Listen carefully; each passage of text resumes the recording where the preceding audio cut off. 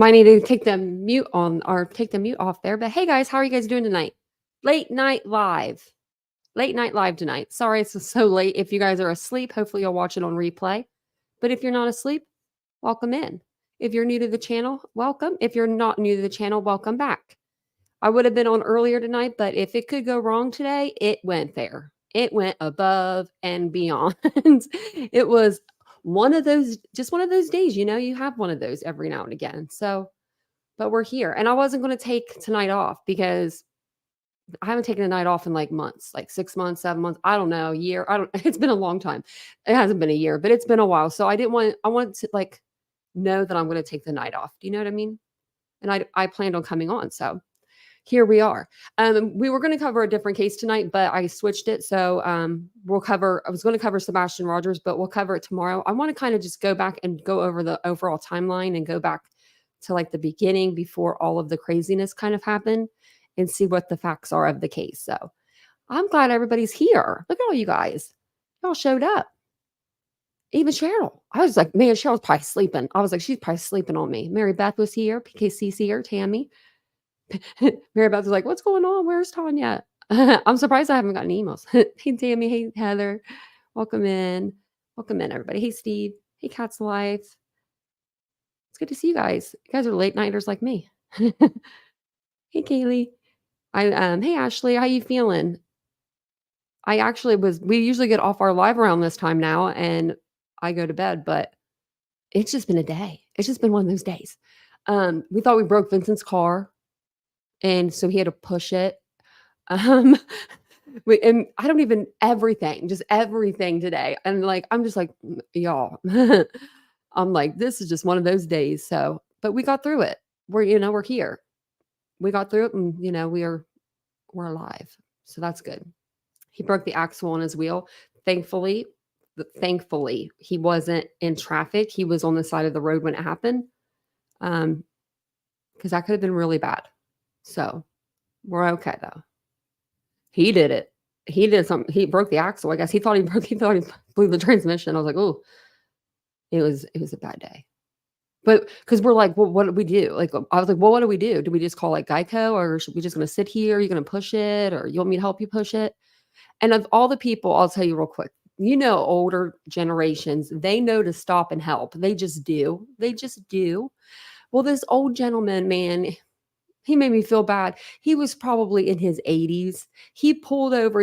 He goes, you doing okay? And I didn't realize it, but Vincent said he had thing to help him breathe and stuff. And he was like asking Vincent if we were okay. And Vincent was like, we're fine. I'm just going to push it back. And he really wanted to help. You could tell that old guy wanted to, but he just couldn't. And I'm like, that's the older generation. I was like, I'm telling you, 20 years ago, he would have jumped out of that car and been helping you push. But we got it. I ended up walking home. I was like, I'm walking back home. So we're going to talk about Suzanne Morphew tonight. There are some new things coming out in her case. Also, there are some other new developments in a couple other cases we're covering. We'll go over more in detail, but Chad Doerman, he went to court. He waived his right to a speedy trial. So my summer's open now. I planned on going to like opening statements and some of his trial, and it was supposed to start, I believe, in June or July. But now they're going to push it out to like 2025. So it'll be year of the trials, it sounds like. Also, I don't know if you guys were following this with me or not. Let me see if I still have it pulled up. I do. Let me pull this up. I don't know if you guys have been following this case or not. It's been a long time since we only covered it maybe one or two times on the show. I think we did it live. Maybe I did a pre-recorded. But Kay Alana Turner, she went missing like 400 and some days ago. Her mom would put it on Facebook every day, like 462 days. Like this is how long we've been without her. Basically, she was at a friend's house. She was driving. I guess she pulled over in someone's driveway. She fell asleep. The cop showed up. She like ran into the woods. Like she was scared, and EquiSearch ended up finding her. So I believe EquiSearch was searching. So it was somebody, but they did find her. And so, I just wanted to let you guys know that if you guys were following that case, because it wasn't one that we followed really closely on the channel, but I'm in the Facebook discussion group and everything. So I would see it when I would get on there, what it would say. which is very sad. She's beautiful, beautiful girl. And they're thinking it might have been like a mental episode. So her family said, unfortunately, they're going to keep her remains for a while, and they're going to test it and stuff. So, man, I bet you, Ashley, I bet you would. You would pull right over and help somebody out. I know you would. I know. I was like, maybe I should stand out, like outside of the car, because Vincent was out there. I was like, maybe I should be standing outside with my t-shirt on and my bicycle shorts. I probably would have got someone to not stop by. That's one way to get them to go by faster. Just kidding. But yeah, that was my day. Thank you for letting me complain for a minute. It was just one of those days. It was like, oh, there's something. I can't even remember anything else after the car. It was just like, what? What? And Vincent was funny because it's not funny, but Vincent just got like his wheel fixed. He had to purchase like a wheel because they didn't have his like for his car in it, like in shop. And so we literally just put this wheel on, and then the other side, this happens to it. So it's kind of one of those things you just laugh about. I mean, what are you going to do? What are you going to do? What are you going to do?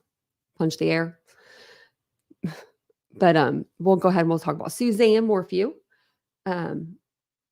Any more can be scary. You're right, PKC, actually. That is true. This is a timeline kind of that they were given on News Nation. So I thought we'd just go over this before I played Nancy, because Nancy came out with an episode and I listened to half of it today on the way home. Was it? Yeah, today when I went home from Columbus. I was like, I forgot I went up there today. And it was really good. So I was like, I'm going to go ahead and get on tonight and we'll play this and listen to it. But if you guys don't know, the autopsy report has been revealed in the Colorado mother who went missing almost 4 years ago.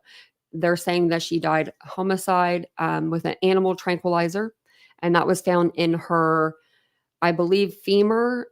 And they were describing it as like the top of your femur, like the ball part or something. They like open that and then they can extract DNA and all that stuff from there, plus the port. And Ashley, your man's on this one. Joseph Scott Morgan's on there tonight, because I smiled when he came on. I thought of you.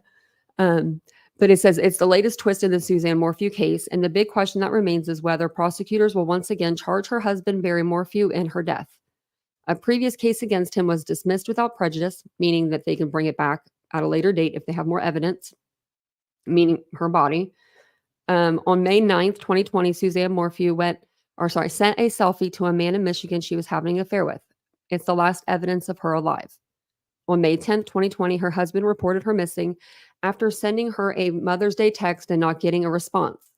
He left their home early for a business trip, but returned home after a neighbor said she was missing. Remember, he sent the neighbor over to check, which is very weird to me. I mean, I don't know. Maybe not, but yeah, it's weird because they literally don't live beside anybody. Hey, can you go check on my wife? She didn't text me back. I don't know. But we've always thought he was a little suspect. Search parties began looking for Morphew, and on May 11th, so the day after, her mountain bike was found in the woods near the couple's home off the road. And it was like found up a ravine. Like, I don't know. I don't know if whoever did it, if they threw it down or if they threw it like up into the trees, but probably downward, I would say. Search continues into the fall, led by Morphew's family members, and a $200,000 reward was offered for information, but no sign of her was found. In May 2021, prosecutors charged Barry Morphew in his wife's disappearance. Later that year, Morphew was also charged with fraudulently submitting a ballot in his wife's name to help former President Donald Trump help win the 2020 election. Forgot about that. Yeah, he even took her vote and voted in her place. Because 2020 COVID, no one could go to the polls. Do the polls at home. What?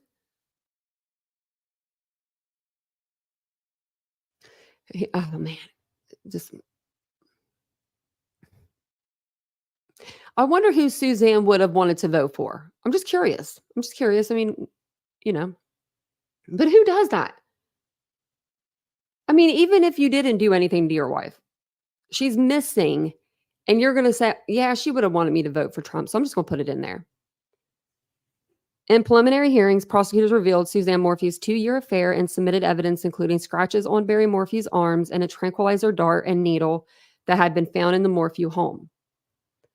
In April 2022, prosecutors dropped the case, which was dismissed without prejudice, making it possible for the case to be brought back to trial at a later date if there was more evidence. In October 2022, the prosecutors involved were under investigation for allegedly withholding evidence in the case. There are also allegations of a plot against a judge. In September 2023, Suzanne Morphew's remains were found during an unrelated search in Saguache County. In April 2024, her autopsy report was released to the media.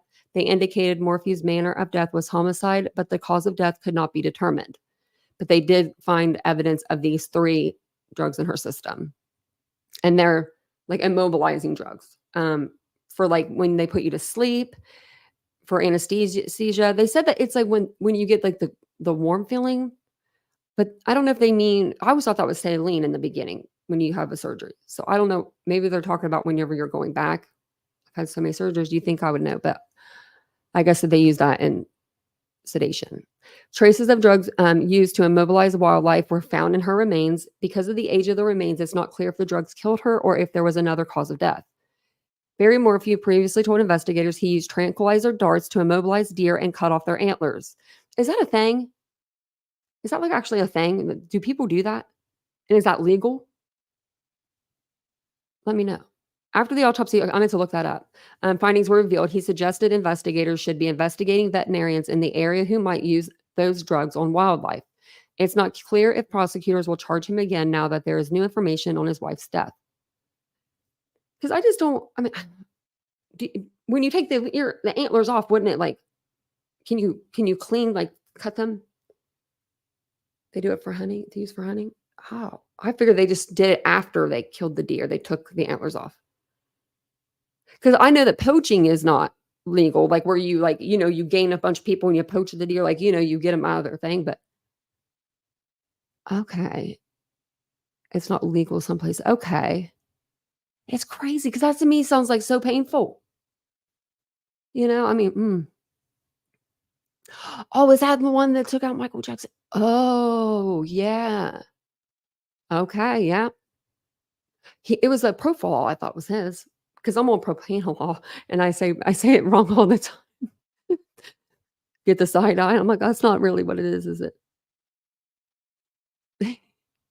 Solo. Okay. So I wonder if they will end up charging Barry again. Now, I wonder if his daughters have read the autopsy report, and I wonder what they think of it. They've really stuck by their dad through this whole process, and I just wonder how they, I wonder if they still feel the same way, or if their dad had been telling them they're not going to find anything like that in her system. Like, I mean, why? They always are dumb. They're always dumb. They always come out and say, yeah, in case you find anything to do with tranquilizers. Sir, we're not even talking about that. They regrow, they shed them every year anyway. Oh, okay. They do shed them, I guess, huh? Don't they? I didn't think about that. Very weird though. My brother used to hunt. Yeah. Yeah, I can't hunt, but my brother, my nephews do. I talk too much to hunt. I'd scare the deer away. Or I would holler, no deer. There'd be too many deer. But I saw Bambi as a kid. It's terrifying. Terrifying movie. So this is going to be over. This is Nancy Grace. I love her. She has been following Suzanne's case since legit it happened. I think that we actually covered a couple episodes on Suzanne's case through Nancy on the show. So I'm going to play this. We'll listen through. And thank you guys all for being here. I appreciate it. Breaking news tonight, Colorado mom Suzanne Morphew goes missing on Mother's Day, seemingly torn off her mountain bike to vanish into thin air. But then her body found in a shallow grave miles away. In the last hours, Suzanne Morphew's autopsy released. Not only was Suzanne murdered, she was shot full of animal tranquilizers before her death. Just what does the deadly drug cocktail extracted from her bones reveal? Good evening. I'm Nancy Grace. This is Crime Stories. I want to thank you for being with us.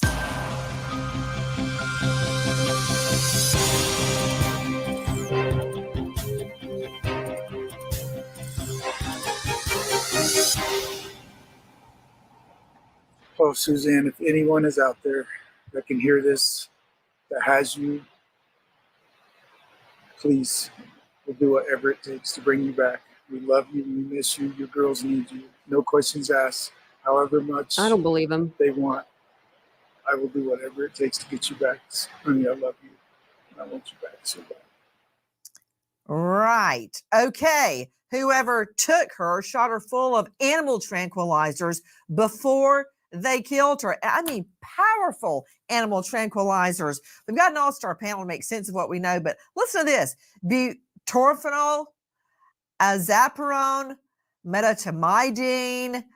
They first identified her through her dental records and the port she had on her body. She was in remission for cancer. Then later DNA extracted from her knee. I'm curious, was she wearing the clothes that the medical examiner got already in bags? Could we even tell? Were her bones so in a state of decomp and completely skeletonized that she was out of her clothes? What more are we learning from this deadly drug cocktail? And according to experts in the Colorado region, hunters do not hunt with animal tranquilizers. But guess who does use them? Barry Morphew. Barry Morphew. He says he uses animal tranquilizers to shoot deer to get their antlers off of them, and that he may have been using them to shoot chipmunks. Wow, what a coinky dink. Because now his wife's body turns up, what's left of it, full of animal tranquilizers. But that's a whole nother can of worms. Don't worry, I'm going to open it in just a few moments. Joining me, high-profile investigative journalist Lauren Scharf. And you can find her at Lauren Scharf TV. Lauren, thank you for being with us on the story from the very beginning. I want to talk about how her body was found and what the autopsy revealed that was just released in the last hours. Let's start with the autopsy. Yeah, so they were just skeletal bones. There was no actual tissue on the bones. It was scattered in Moffett, Colorado, which is a desert area in Saguache County. And there was also a lot of clothing that was also found. A padded bra, a ripped dark blue gray hooded sweatshirt, a Nike tank top, Yeti shorts, fabric fragments. There was a baklava, pink and light colored leather work gloves. So there were other items besides skeletal remains that were there. No shoes were found. This would have been 3 years later. I'm glad you mentioned that. Oh, no shoes. I'm glad you mentioned that. And I'm very intrigued by the balaclava that was found. One of the head face coverings that we often see like on TV, terrorists are always wearing. I have a question about that because it's bright pink and then the gloves are pink. Would that be stuff that you would wear if you live out in Colorado and you're mountain biking to protect your face and protect your hands like you're mountain biking? Let me know, because that's what I've seen people use those gloves before. They grip better. And if it's dusty and stuff, I don't know, maybe you would wear something over your face a little bit. Because it doesn't sound like, I mean, it's bright pink unless Barry's going for a new look. Them where the only thing you see are their eyes. Ashley, everything else is covered, and they typically come down over the neck and shoulders. A pale patterned balaclava, a pink and light color leather work glove, a light color partial padded bra, a ripped dark blue gray hooded sweatshirt labeled Crested Butte, a torn green Nike tank top, Yeti shorts, and a fabric fragment. What can we deduce? All of the clothing and fabric fragment weathered and covered in dirt. Very curious. Joining me, as I said, an all-star panel to make sense of what we are learning. You're seeing shots of Suzanne Morphew in life, and she seems very happy with her husband and 2 adult daughters, but all was not as it seems. Trouble was brewing within the marriage. But before I get to that, I want to focus on these meds, these tranquilizers in her system. And joining me is a renowned death investigator, Joseph Scott Morgan, professor of forensics, Jacksonville State University, the author of Blood Beneath My Feet on Amazon, and star of a new hit series, Body Bags with Joe Scott Morgan. Joe Scott, in a nutshell, because also joining me, Joe Scott, is a very dear friend of Suzanne Morphew's. You know, hold on. I see Cheryl McCollum has popped up, Joe Scott. Cheryl, in honor of Suzanne Morphew, I'm wearing my Justice for Suzanne t-shirt that you and I got when we were out investigating and beating the bushes and trying to find answers in Suzanne's murder. Are you at all surprised her body was shot full of animal tranq? Not at all. I think it was exactly what he said. He told people, I've got the dart gun, I've got chemicals that I've gotten rid of, I've got needles, I've got a cap that they found in the dryer. He basically said it. He also told everybody that he was running around the house hunting. That could be leakage. He has invoked this entire narrative. Running around the house right down hunting. to her having clothing on, right? That is not bedclothes, by the way. And he said that's how we left her. It makes complete sense to me that this was going to be the result from her bone marrow. Yeah, she wasn't wearing pajamas. She was wearing like clothes, like regular clothes that you would wear around your house, going a bike ride, going a walk, just cleaning your house, just hanging around your house. You know, t-shirt, or what was it? Nike tank top, Yeti shorts, and then like a sweatshirt.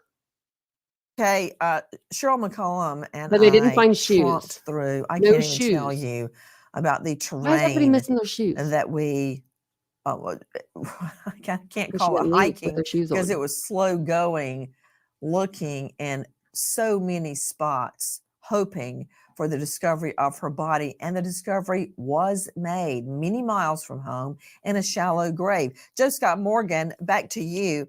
Joe Scott, another thing in this autopsy report is, quote, one weathered bullet. See, I've got so many questions, Joe Scott. Was the bullet in the shallow grave? Were the bones in the shallow grave? Were they scattered?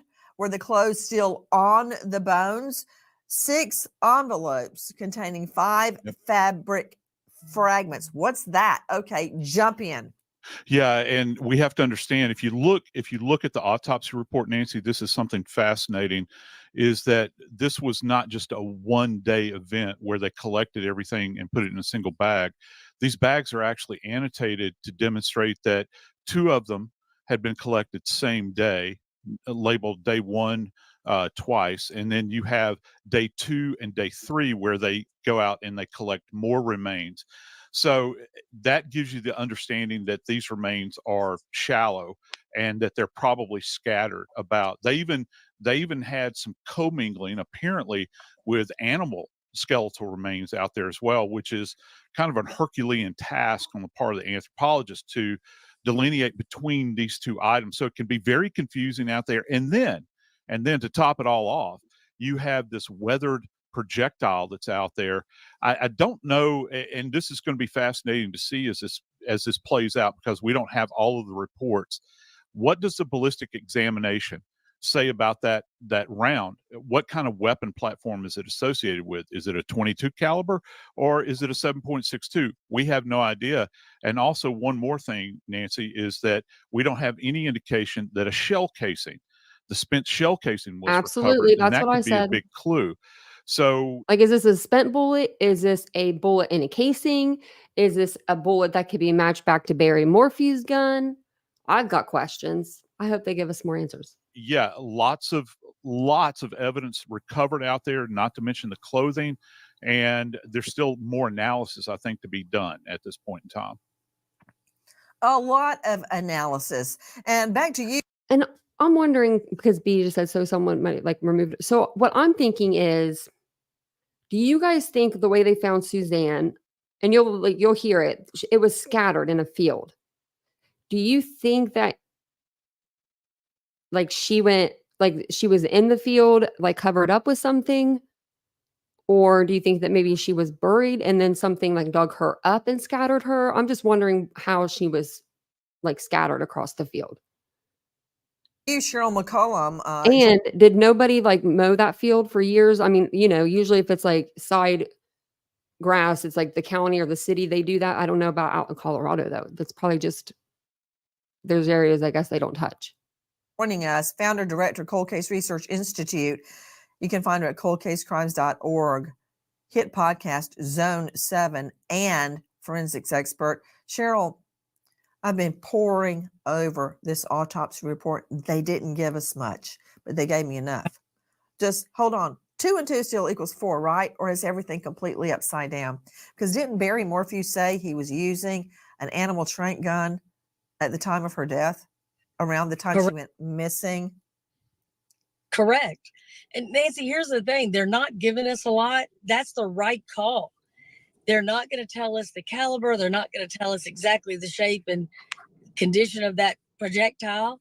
There was also one found in the bedroom on her side of the bed on the floor. So do those 2 projectiles match?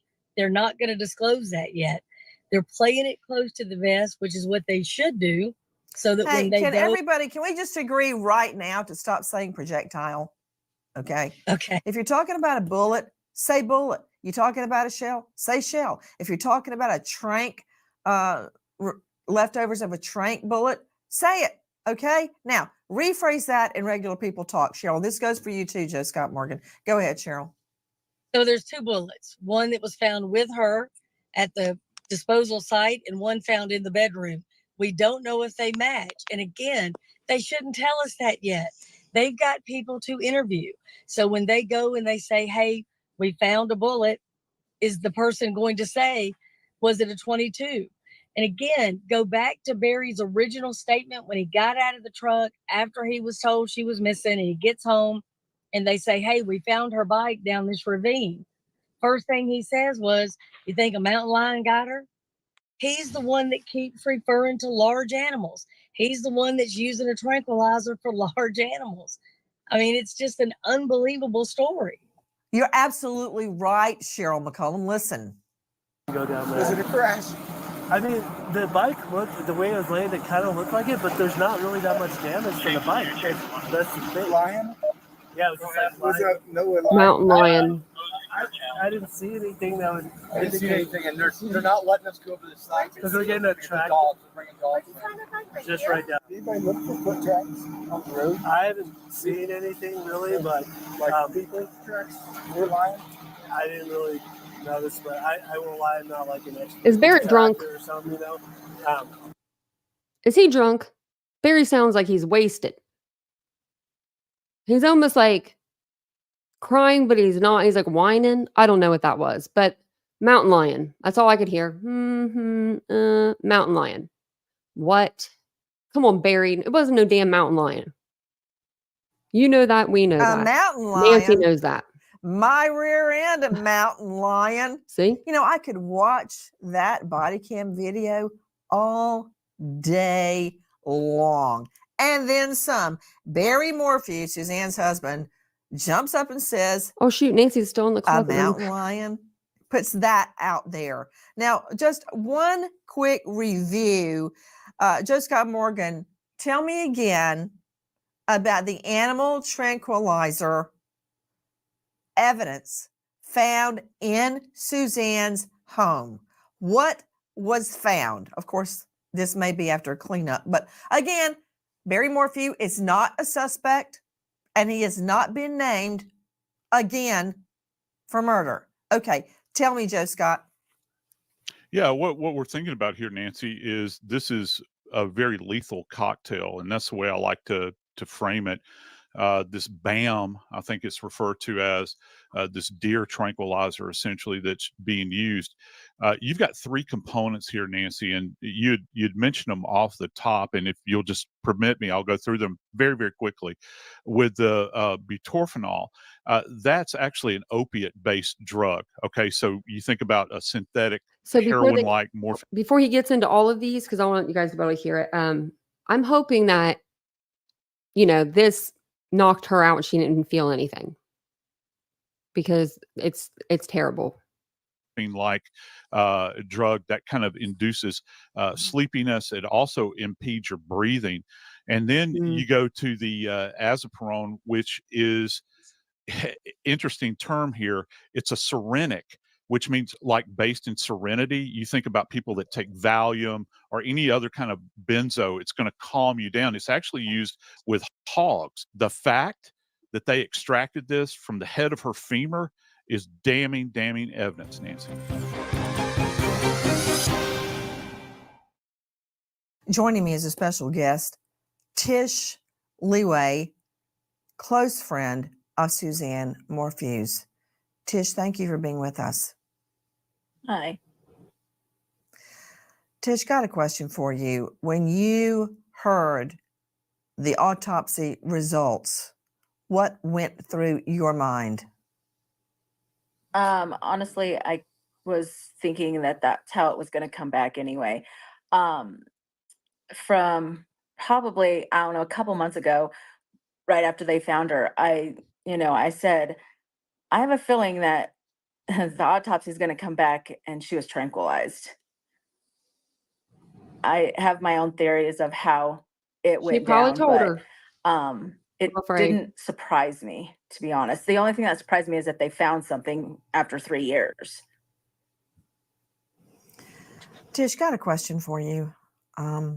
Again, Barry Morphew was charged in Suzanne's murder. Those charges were dropped.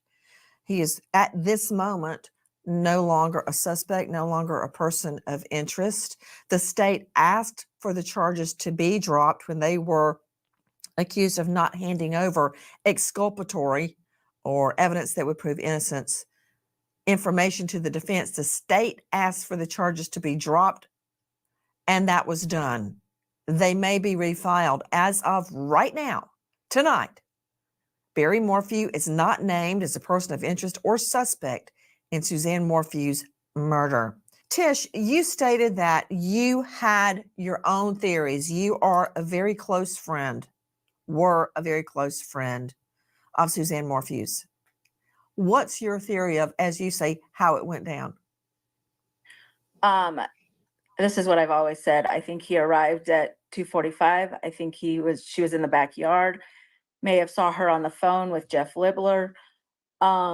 And I think that's where he shot her with a tranquilizer gun. I think she got up. I think she ran.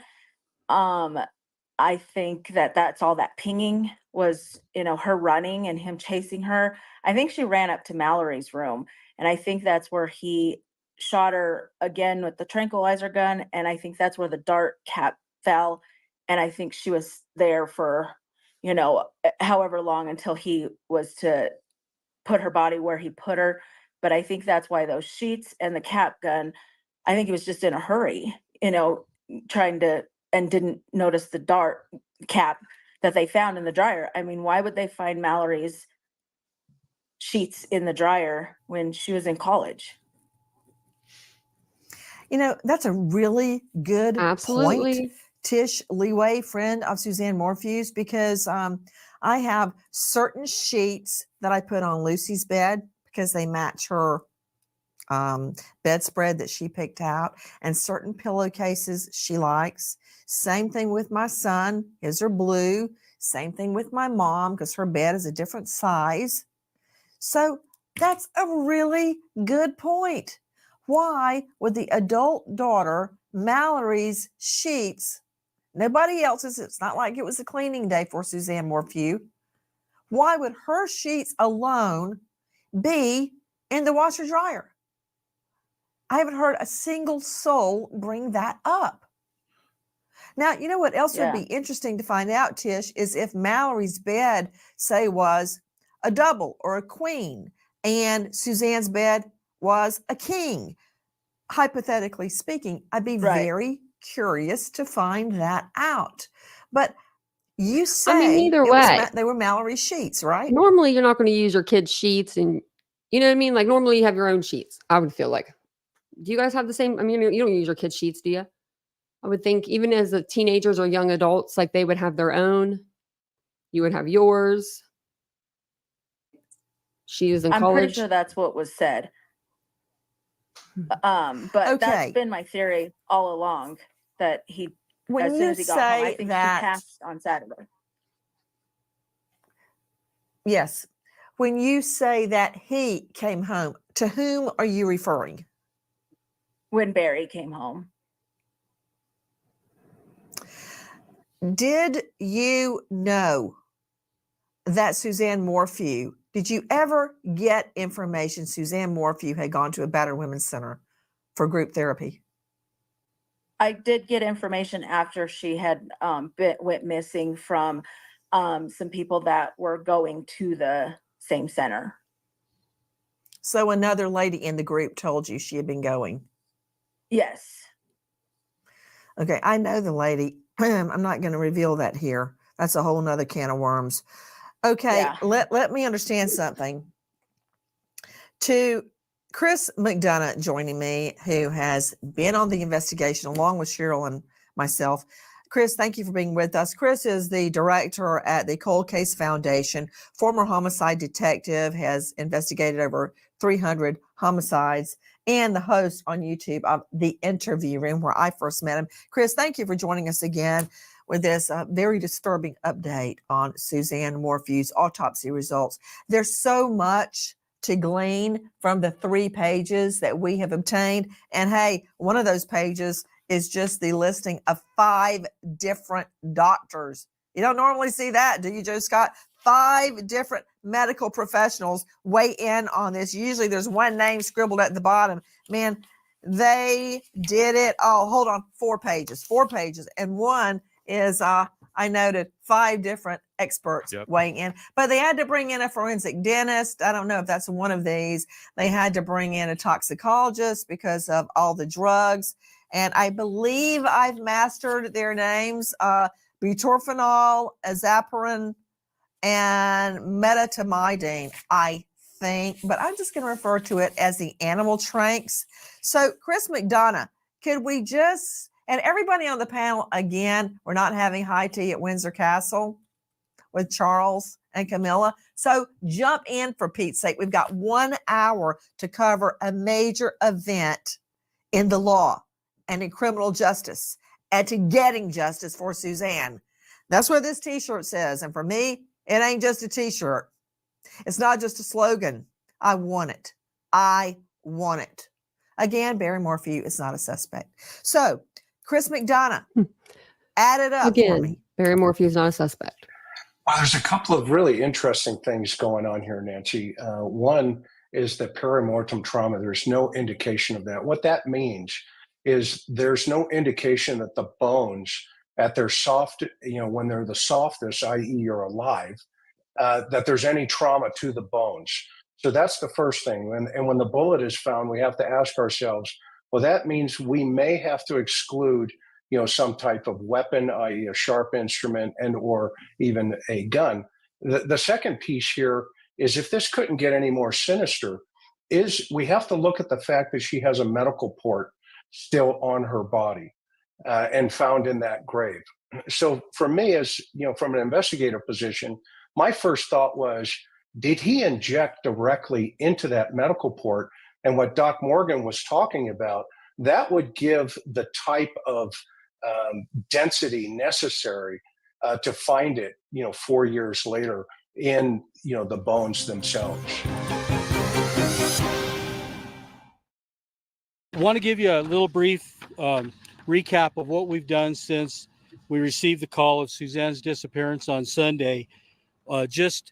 We've, in the area and in the general area, we've run foot searches using air support, canine support, swift water support, and we've also utilized countless hours of drone searches. We've used well over 200 personnel and over 2,000 man hours have gone into this search, but unfortunately we haven't found Suzanne yet, and as I stated before, that is our top priority. You were hearing the Chaffee County Sheriff. Cheryl McCollum, do you remember when we were out there last investigating and there was still snow on the ground, and we stood there not too far from where Barry Morphew was then living? and just looked around at that terrain covered in snow, covered in ice. And we thought, how in the HELL are we going to ever find Suzanne? And for everybody to understand, you take an airplane to Colorado, and then you take a smaller airplane, then you drive several hours. I mean, you're in the middle of the most gorgeous scenery, but you're in the middle of nowhere. And there was so much terrain. There's mountains and creeks and just the snowbanks. I know at one point, several people were standing there, and on the other side, you couldn't have seen them. I mean, the snowbanks were that high. They were almost 7 feet. And, there was so much land wide open, not a building on it, not a house anywhere near, that you could have, in the cover of darkness or in broad daylight, could have disposed of her body without being seen. You know what? Let me just stop you right there.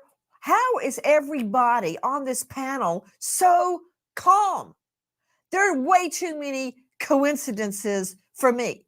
Okay, number one, Barry Morphew, happens to conjure up an out-of-town, let me see the guest, please, an out-of-town trip the morning, on Mother's Day, that Suzanne Morphew goes missing, claiming he last saw her at early in the morning, asleep in bed. Okay, leaving on Mother's Day. His daughters are also gone, right? On the what? Thank you, Lauren Scharf. The one time the daughters are away camping, nobody even knows she's missing until they try to call her on Mother's Day. So she's talking to her boyfriend on the phone. Oh, which reminds me, to Tish Leeway, you're a stylist, did you do the hair of Barry Morphew's girlfriend? No, but I did meet her in October of 2020 when she came in to start tanning in the salon that I had worked at. Her and actually Macy and Mallory, they all came in about a week within each other. It was, it was very bizarre. They were getting ready to go on that trip in January to Mexico. Okay, well, wait. So you did the girlfriend's hair October 2020, and Suzanne had gone missing May 2020. Is that right? Is that what you said? No, so she went missing May of 2020, but the girlfriend came in to the tanning salon to start tanning in October of 2020. Right. Which was about a week to 2 weeks after Mallory and Macy had started coming in to tan again.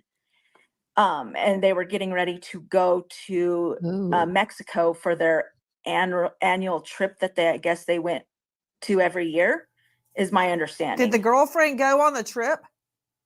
I'm not sure. It was a weird coincidence that she came in right after they started tanning. I'm concerned about another coincidence, and that is in 6 months after Suzanne is still missing, body not found, he's already got a girlfriend. That's a yes, no. Did he already have a girlfriend to your knowledge within 6 months? She said that, so when I first met her, we had kind of heard this name that was out there. So when she came into the tanning salon, we knew exactly who she was. The first couple times she came in, she didn't really talk about anything. Well, let me just cut the chase for you. Was she wearing some of Suzanne's jewelry? Well, yeah. It was. Okay. What? When I heard that today, I was half asleep and my eyes popped open. What? So new girlfriend. Barry gets a new girlfriend, and this is Suzanne's best friend, one of her good friends. She happens to work at this tanning salon. She's a hairstylist. This girl comes in to tan right after Barry's daughters start coming back to tan, and she's seen wearing Suzanne's jewelry. And I'm assuming this lady's going to say, well, I know her jewelry. That's why she was seen. I saw the girl wearing it. I'll take it back a little bit, a couple seconds so you can hear. Out anything. Well, let me just cut the chase for you. Was she wearing some of Suzanne's jewelry? Well, yeah. It was seen that it don't need to say like anything else. Yep. Yeah. Okay. That said, as I was saying earlier, how is everybody on the panel so calm with all the coincidences? You have him coming home. She's on the phone with her boyfriend. She says to the boyfriend, "Oh, my stars, Barry's here. Gotta go." Bam. She goes missing. He has a hastily thrown together work trip out of town on Mother's Day. Again, my rear end, leaving for a hastily thrown together work trip out of town on Mother's Day. He calls back, but when he can't get her on the phone, when the daughters can't find her, and has somebody else call 911, she's full of animal trank. And oh, yeah, right before she went missing, I was shooting an animal trank gun, darts, and they were actually found in the home. And there's a bullet by her bed. How did that get there? The Easter Bunny just throws it by her bed? What? The woman's bones are scattered. She was murdered. I mean, help me out, people. Am I the only one seeing all these coincidences? Who is that? Is that jump in for Pete's sake, Chris McDonough? Yeah, Nancy, I mean, think about it, right? I mean, you're right on target here. I mean, what a coincidence that this guy used to own a deer farm and he used to harvest deer antlers by utilizing the same exact chemicals that are found inside of her body. And to what you said a moment ago, a month before, when he's asked by the FBI, "Hey, have you ever used this stuff?" He says, "Oh yeah, all the time. I'm very proficient in it." To the point where he, tells them even a little bit deeper of how he does it. And that's why it's really interesting. Does he hit her with a dart, hypothetically, that night, the day she disappeared? And then now that he has that port from her cancer treatments on her body, does he utilize that as a mechanism to go even further with his plot, if he's the guy, right? And so I'm with you on this 100%. I've got more. And I welcome everybody on this panel. If you have a thought, put it out there. Joe Scott Morgan is uncharacteristically quiet right now. But what about this? His cell phone, thank you, Jackie. His cell phone pings where her helmet is found far, far away. Oh, I guess the mountain lion threw it out there where he happened to be looking for what was he looking at? Deer that morning on his hastily thrown together out of town trip. His cell phone pings right there. And let me remind everybody, he's the one, Barry Morphew, who is not a suspect. He is the one at the very beginning. He is the one that says, "Hey, neighbor, can you go see if her mountain bike's there? Maybe she went for a ride." He might as well have said, maybe a mountain lion dragged her off. He's the one that introduces the whole mountain bike ride theory out there. That's where it came from. I mean, to me, well, I have to go back now, but to me, that picture, I don't know if they threw the bike down the hill or if someone like literally heaved it up the hill. That picture always confused me, because it looks like it could have went down it for sure. Because I mean, obviously that's what people would normally do, probably shove it downward, but it almost looks like it was thrown up into the bushes or into the tree line or whatever. Cheryl McCollum, what do I have to do? Hit you over the head? Nancy, I've got more for you. And this is the thing that has bugged me from day one. They released a video where he is walking law enforcement through the home. They say to him, "Hey, we need some clothing, maybe for tracking dogs or whatever." He opens the door and lets them in. This is the first time he is entering the home since she goes missing. He ain't looking around for nothing. He's not calling her name. He doesn't say, "Hey, in case she got hurt on the bike, there was some horrible accident, maybe she's upstairs." There's a drinking glass on the counter. He doesn't refer to it. He doesn't talk about it. He's not checking anything. Let me tell you something, Nancy.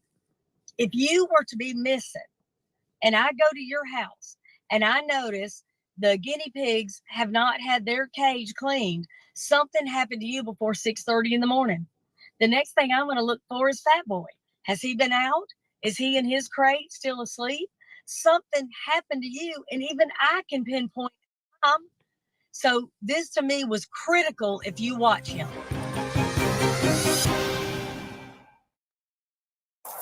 Suzanne.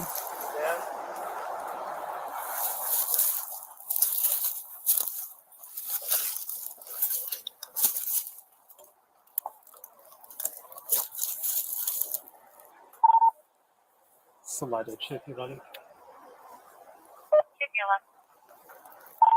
Can you try to call the husband and see what type of bite she has? You are seeing body cam footage of the deputies actually finding Suzanne Morphew's bike out in the wilderness, some distance away. How far away was it, Joe Scott Morgan, that her helmet was found? And it is Barry Morphew, not a suspect, the husband, that started the whole line of investigation into the bike. How far away was her helmet found? Do you recall, Joe Scott?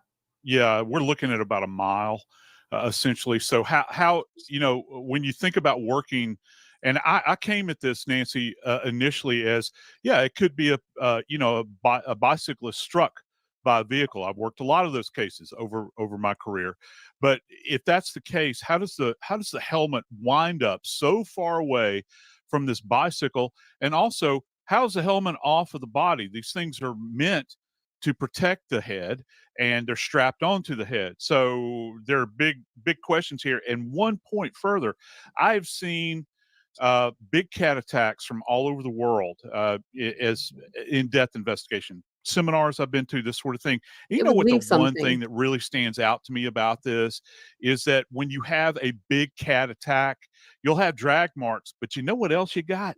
You got blood trails, because the way a cat attacks is they dig those teeth in and they rip, and then they carry off. So you will have evidence of that. The fact that he says this from Jump Street has always been puzzling to me, because this is atypical of what a mountain lion would do. Generally, you have to go through under an outcropping or something. They always attack from the rear. And there's nothing like this. You're going to tell me that a mountain lion actually scurried up a bank and waited for a bicyclist to come there was by? no sign of a struggle either, or even a crash. Nothing. I knew nothing that at all. Initial reports that it seemed staged, at least what detectives said. So like what you were saying, there was no blood anywhere, anything as far as broken limbs of trees and things like that. That wasn't the case in this bike scene. And you know what's interesting about that location, to Cheryl McCollum, you and I stood at the foot of that embankment, and we're looking up just the way that picture is, and try to imagine how her bike landed there. And we looked and looked and looked. No damage to the bike at all. And it's very curious, is it not, Lauren Scharf, that we learned Morphew told deputies that day that Suzanne Morphew had only recently gained an interest in mountain biking and started riding daily. Hold on, Lauren Scharf. But straight out to Tish Leeway, a friend who Suzanne would come in to tan there. Did she talk about riding her mountain bike daily? No. Okay. Also curious, Lauren Scharf, Suzanne would have gone on a bike ride around 7:31 p.m. Is that the theory? I mean, yes, his attorneys are thinking that she was abducted from her bike ride. But as far as all of her patterns of where she goes on her bike ride and when she goes, it didn't line up with the story that a lot of people were hearing about, that she went on a bike ride Mother's Day morning and never came back. That was not the case. She typically went in the afternoons, late afternoons. She typically drove her vehicle to a place to go ride her bike. Her vehicle was still at the house with her camelback that had her water bottle, as well as her purse. Still, we don't know where her cell phone is or if she had earbuds. Usually she would ride her bike with earbuds. And typically she would always take a picture of where she was going on her bike rides. And that's how investigators could figure out what times of days that she would go, where she would go, things like that. And where the bike was seen and where they found the bike is not typically a bike ride that she would go on. Barry couldn't even get that one right. The cell phone data in this case will become very, very critical if the case ever goes to trial. Lauren Scharf joining us, reporter and journalist at Lauren Scharf TV. Lauren, very quickly in a nutshell, the cell phone data is very disturbing. Explain. When he arrived at home, his cell phone pinged around the house pretty sporadically and pretty quickly. His attorneys claim, there's a good map on the screen right now of those pings, but his attorneys claim that there's no way he could have gone through the walls like that. But there's also a garage underway where people can walk underneath. What does it tell you, Joe Scott? Look, these things are not as exacting as the defense would like to, present. And this idea, Lauren just mentioned just a minute ago off air with him walking through walls and this sort of thing. That's absolutely ludicrous. You've already got this thing narrowed down. He's moving through the house and he's doing it quickly. So if they want exactitude here, I don't know what to tell them, because you're not going to get much tighter than it is right now. Tish Leeway, Suzanne Morphew's a friend. What do you make of the theory as shown by the cell phone data that she was being chased through the home with the trank gun?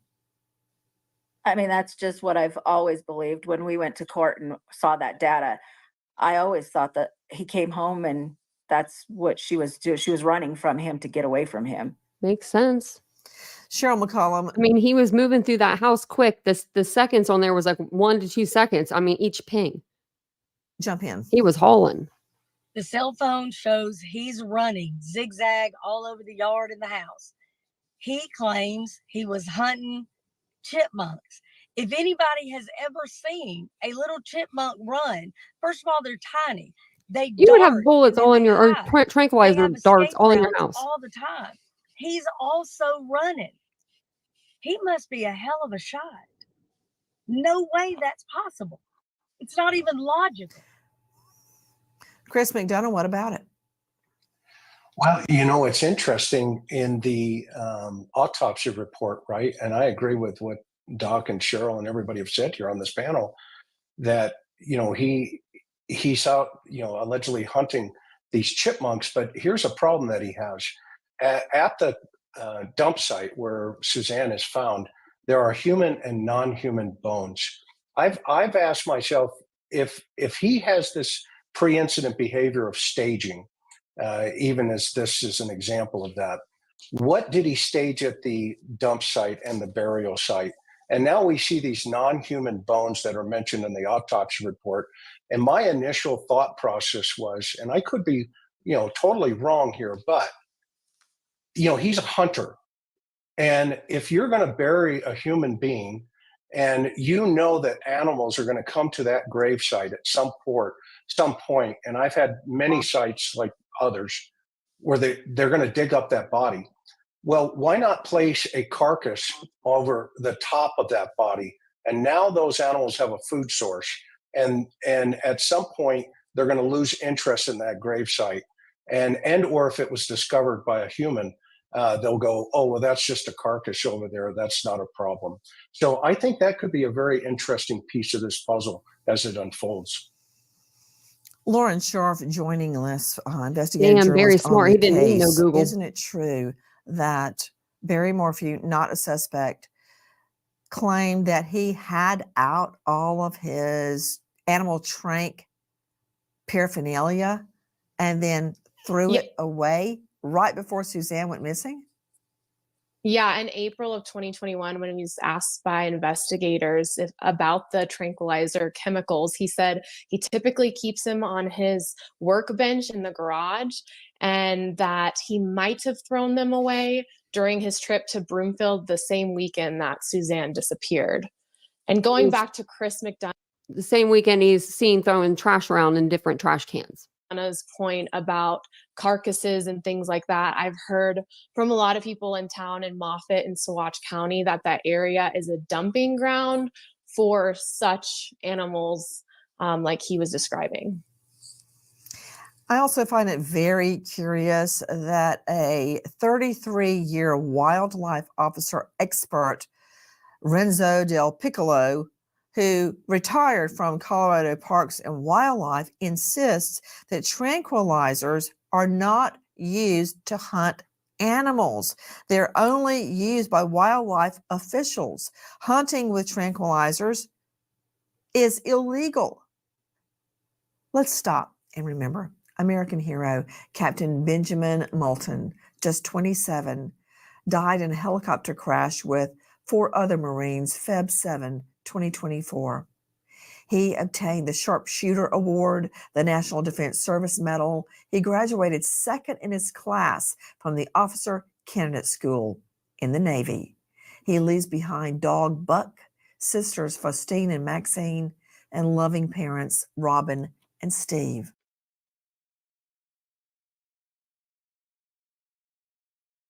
That's sad. She always does that like after a video now, which we actually got a video. We didn't have to listen to the podcast. And there she is. I pulled her out of the closet. I was like, it's your time to shine, Nancy. Actually, I told her I was sorry. I forgot about her. But I think that it's fair to say that Barry's probably involved in this. I mean, unless it's a big old coincidence about everything, like Nancy said. All these little coincidences, but they equal, you're in trouble, Barry. Now, I wonder if his daughters and Suzanne's daughters have read the autopsy. I'm really curious to know. I don't know if they would read it or not, because they're really standing behind their dad. And I feel like I don't know. Maybe that's something that they're not ready to know. Maybe they'll look at it. Maybe they have it and they'll look at it at some point. But I hope that they do look at it and they use critical thinking, and whatever the outcome is, I hope that it's good for those girls, because those girls don't deserve this. To lose their mom and then to lose their father, I mean, that's insanity. All at once, pretty much within a few years. I was looking up medical reports, but for some reason it wasn't like showing me any pictures. It was showing me like all this other stuff. And I was like, oh. So that's why I asked in the chat. Thank you guys for replying too. Because I really didn't know where they put the port. I didn't know if it was the same spot, like, on everybody, or... So it was easy to assess, it was easy for him to, if he had her sedated, it'd be easy for him to do that. Oh, man.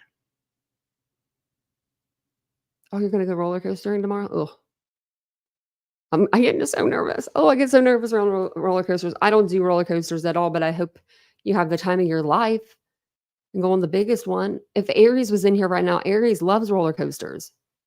Aries just went on like the fastest roller coaster or something like that along those lines, or like the 3rd fastest in the world or something. I forget exactly what it was, but it was really fast. If I fall on a ride, it'll be quick at least. Every time I fall, Mary Beth, it's like time stood still. I can have like a full thought before I hit the ground. I can have like thoughts like, oh, you're going to fall. You're falling. There you go. I don't know if you're like that, but I am. But just make sure you got your seatbelt on, your buckle, and make sure that thing's on. I don't do roller coasters. My mom took me on one when I was like 9, and we thought we were on a different ride. So we thought the ride was going to go upside down. And we had like a lap belt thing, like one of those little bars, and that was it. And I was teeny tiny. So the whole time my mom like held her foot underneath of it and like held on to me, and she like cried and freaked out. And so that made me freak out. Thanks, Mom. So now I will not do a roller coaster to save my life. I did, Monica. I colored it a while back. I'm wishing it would wash out. Thanks. And then I chopped it off because the lady messed up my hair real bad. Real bad. So Kings Island's where it happened, serious. That's actually where it happened. It was the Beast. Of all the rides, the Beast. Wooden roller coaster too. Like, who doesn't? I don't even think I was 9. I was gonna say I'm like 7 or 8. I was little. And I must have been tall enough, but I was skinny. I was like this little. Put me on a roller coaster. And then my dad used to put me on like the Ferris wheel, and he would shake the thing. My parents, they tortured me, They thought it was a fun time. My mom didn't think that was a fun time, but my dad always thought it was funny. Thank you, Monica. I appreciate that. Yeah, they messed up my hair and then I got it cut off and I'm enjoying it actually. I'm like, oh, it's less hassle. Yeah, they chopped my hair like in a zigzag pattern. I knew that. I knew they did something to me. I kept asking everybody in the chat, I'm like, does this look right? Is something off here? You don't do that. Yeah, you don't do the Ferris wheels either. Yeah, people rocking them. I'm cool. The Beast is one of the best. Oh, Steve. I think they tore it down because I think I looked it up and I was going to go back on it. Like, I just can't do roller coasters. I could do like a little one probably like on, like the pier or something, like one of those little rides, but I'm cool. Meanwhile, I'm dynamite begging for the world. I know, man. I'm trying to think of the one that was right beside it. Vortex. That's the ride we thought we were on. And I never went back on that either. My friends used to try to convince me, like I went to Cedar Point one time. I was like, I'll just hang out with the old ladies that are all dressed the same. I'm cool. And I did. Oh, really? The one at Dollywood? Oh no, that's not where she's going. The Beast. I know. The Beast, I should have. The Beast that's a crazy roller coaster for a little girl. I was only probably 50 pounds. I was so small.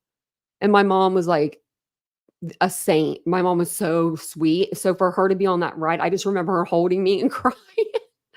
And then when we got off, she's like, I thought we were going to go upside down. It was an experience that I would never want to have again.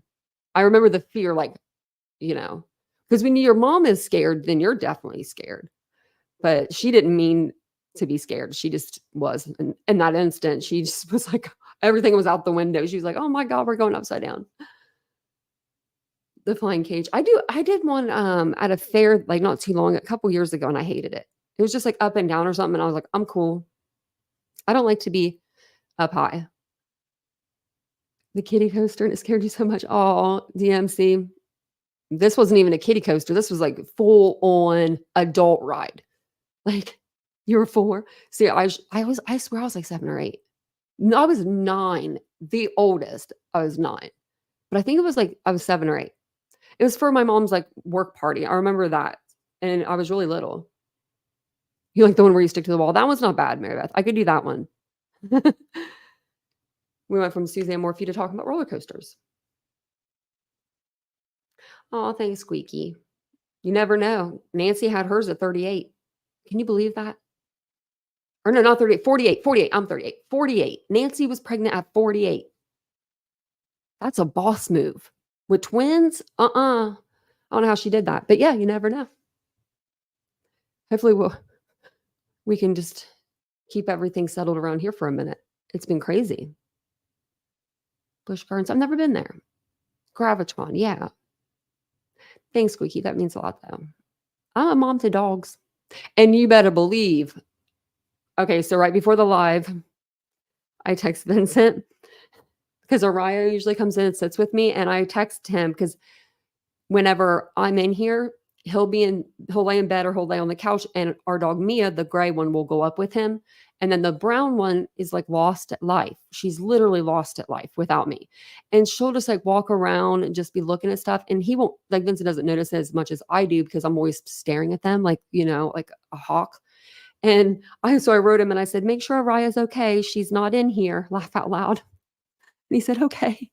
Because I'm like, she needs me. I just heard Mia. So she heard me talking about her. It's funny when the music comes on, like for the end of the live, my dogs and my cat come to the door. They want a treat at the end of the live. So mini mind trained. It really is. Yeah. Got pregnant at 48. Yeah. Can you believe it? Man. I guess when you're meant to have a kid, you're meant to have a kid. You like the Vortex? Actually, I never went on it. I thought I did. Well, I'll have to leave you out for a little bit, Nance. I missed you out here. I had her in the closet. We hadn't covered a case with her. She's done some, but we haven't covered them. But let me think if there's anything else I want to tell you guys. I don't think so. Not about Suzanne, but yeah. So apparently the girlfriend was seen wearing Suzanne's jewelry. I don't know. That's not a good look.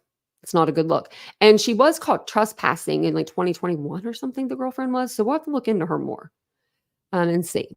Maybe I'll get one whenever I get a little more time, Mary Beth, but I don't have a Patreon or Discord. No. It's just too much for me to like maintain both right now. I need to work I want to work on this channel and getting it more like pre-recordeds done and stuff like that, and then move on to like other things. Your cat jumps off the bed when you spray the deodorant. And he goes directly to his bowl because he knows he's about to get fed. Monica, my cat lives by his bowl. His bowl is wherever he wants it to be too. Like, he's 16. He does what he wants. He can do whatever he wants. Like, literally, the cat does no wrong in my eyes. Right, Monica? Who wears another? Yeah. And I wonder what the pieces were. I wonder what kind of jewelry it was. It had to have been something nice that Suzanne wore often for her friend to notice it right away. Do you know what I mean? Like a little pendant, or like maybe like a little diamond necklace or something, like a cross. I don't know. You know, like women wear like different necklaces. I usually have one on, but I didn't tonight. I'm wondering if there's something like that. And now you know that there are serials out there that will do that. They will, take rings or jewelry off of the dead, and then they'll give it to like their wives, girlfriends, whatever. That's so creepy to me. Now, when something is used. Now, if Vincent came up to me and gave me these rings and were like, I just got you these, I'd be like, no, you didn't. No, you didn't. Because this little bracket up here gets caught on my hair all the time. So it's just, it's kind of weird. But I definitely will, Mary Beth, whenever I get some more time. I might have some more here soon. Solo. That's true. We don't know who she is. I don't think. I'm gonna have to look into it because I know that I saw some stuff where they said that his girlfriend had been arrested in 2021. So I'll look into it and then we'll definitely do another live over this. Let me see if there's any more updates. I don't think that there are for anything else.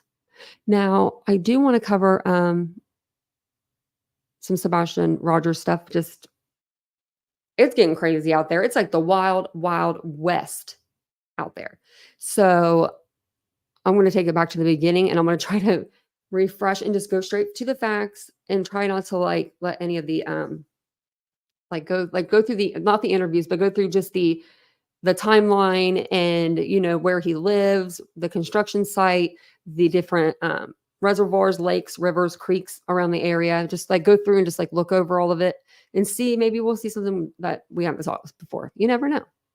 You never know.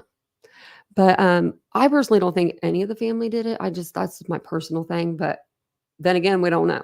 We don't know who did what.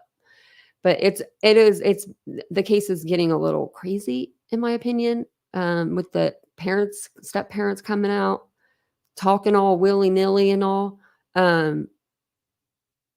It's really not helping. It's not helping. It's pushing good creators away from the case and bringing creators that cause trouble into the case. And it's a bad mixture. But that's usually what happens when cases get big. And this is bigger than any case that I've seen on this platform to date. The way that people are treating this case, the way that people are team Seth, team Proudfoot. No one's talking about Sebastian. Everyone's talking about each other. By putting Sebastian in the title, it's like sickening. It's really sickening. So be careful out there. Shoshana? No way. Lady Rebel. Thank you. She was the maid for the neighbors? Oh my Lord. Other than Suzanne dying, this is like some rich people problems. You know what I mean? Like really. Like he gets rid of the bike, the helmet, and then like the maid now, the house, that just him going to work, just everything. And like him cheating, her sending bikini pictures. I mean, it's a thing. Tracking devices, it's all that. No, it's really not helping. Me too. That's why I put on the community tab the other day. I was like, I am team Sebastian. I was just so upset at what I was witnessing. I couldn't even go to sleep. I was in the other room and this is a walk for me. It's not that long. We don't have that big of a house. But, you know, when you're like in bed, you're like going to sleep. It was just something I heard. I shot up and I was like, nope, no, gotta go do it now. Oh, Tammy, I'm sorry about that. My mom's been passed for, it'll be 9 years this year, or maybe 10. 9. I was 30.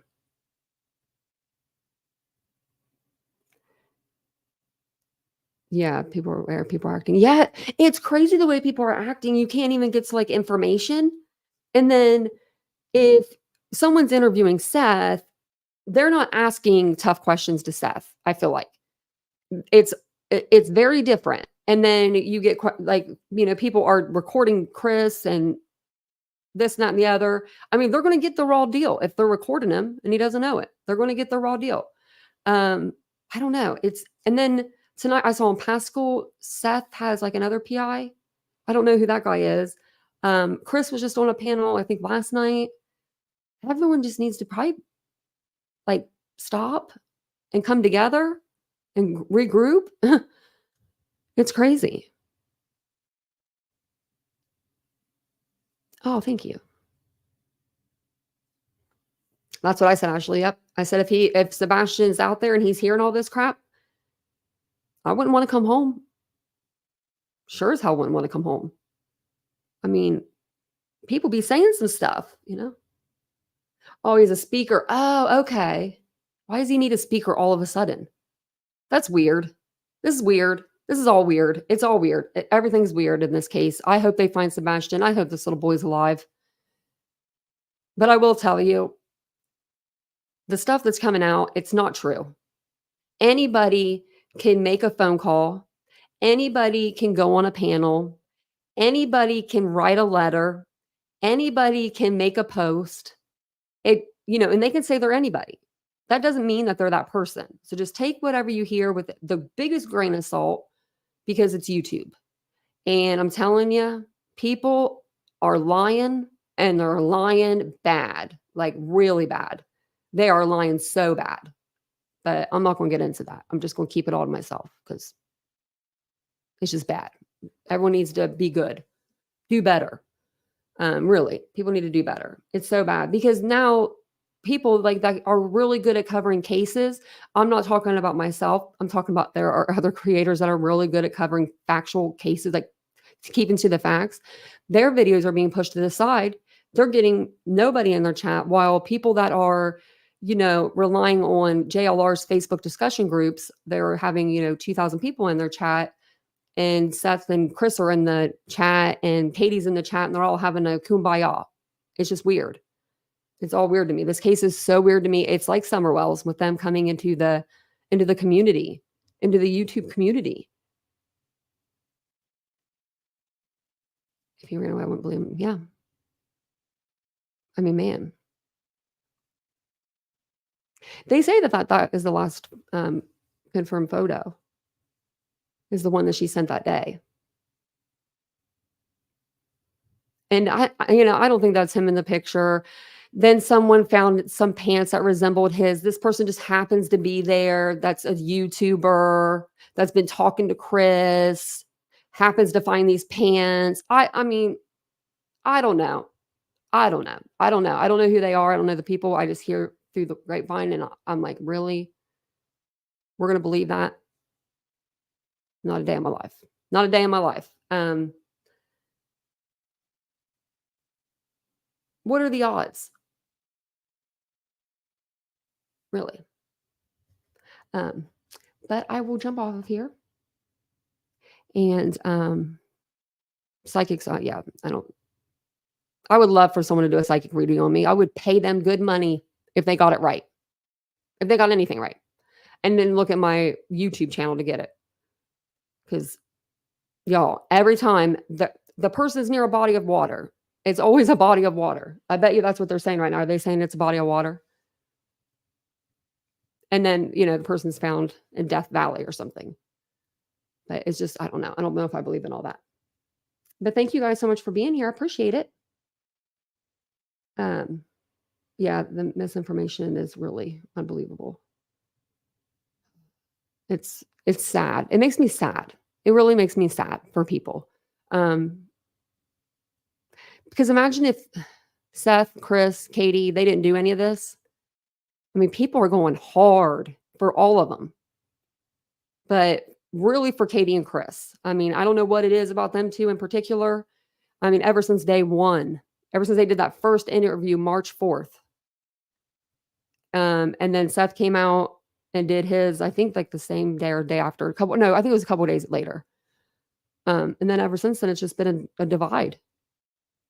So, but I love you guys. Thank you for being here tonight. I appreciate it. I'll be on earlier tomorrow night, 9:15. So I will see you guys all then. Have a good weekend. If I don't see you, like the video if you don't mind, subscribe to the channel, and I'll see you guys all later. Bye, guys.